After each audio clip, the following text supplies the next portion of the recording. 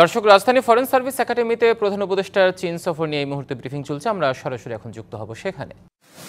একটা অত্যন্ত শক্তিশালী পাটাতনের দাঁড় করিয়ে দিয়েছেন আমাদের এই দুই দেশের শীর্ষ দুই নেতা। এ বিষয়ে আমি দুটো প্রধান স্তম্ভের কথা বলবো। প্রথম স্তম্ভ হচ্ছে পানি সম্পদ এবং দ্বিতীয়টি হচ্ছে শিল্পায়ন।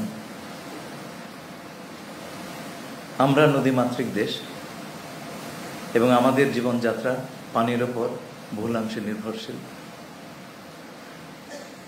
প্রকৃতির এবং পরিবেশের যে পরিবর্তন আগামী 50 বছরে তার কি প্রভাব বাংলাদেশের জনগণের ওপর পড়বে, সেই কনসিডারেশনে আমাদের প্রধান উপদেষ্টা চীনের সাথে পানি সম্পদ নিয়ে দীর্ঘ, বিস্তৃত এবং গভীর আলোক করেছেন এবং বাংলাদেশের রিভার সিস্টেম আমরা এগুলোকে কীভাবে সংরক্ষণ করতে পারি, ব্যবহার করতে পারি, এই বিষয়ে চীন আমাদের জন্য একটা অত্যন্ত বড় দৃষ্টান্ত। তারা এইসব বিষয়ে পৃথিবীতে অগ্রগণ্য ভূমিকা পালন করেছে। আপনারা তাদের বিভিন্ন প্রজেক্টগুলো দেখলে, বিশাল বিশাল প্রজেক্টগুলো দেখলে বুঝতে পারবেন। এই বিষয়ে মাননীয় প্রধান উপদেষ্টা প্রেসিডেন্ট শি জিনপিং এর সহায়তা চেয়েছেন এবং তারাও সর্বাত্মক সহযোগিতা দেবার প্রত্যয় ব্যক্ত করেছেন।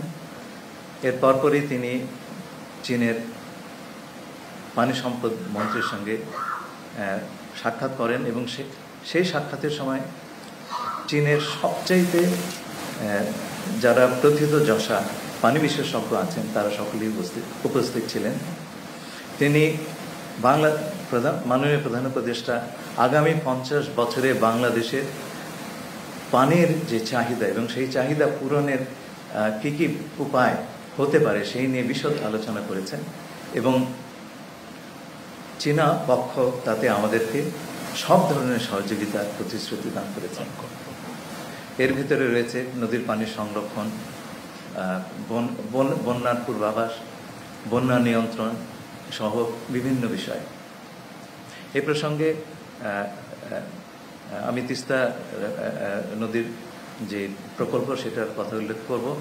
এই প্রকল্পটা আগেই হয়েছিল এবং এতে আমরা চীনা প্রতিষ্ঠানগুলোর অংশগ্রহণের জন্য আগ্রহ ব্যক্ত করেছি।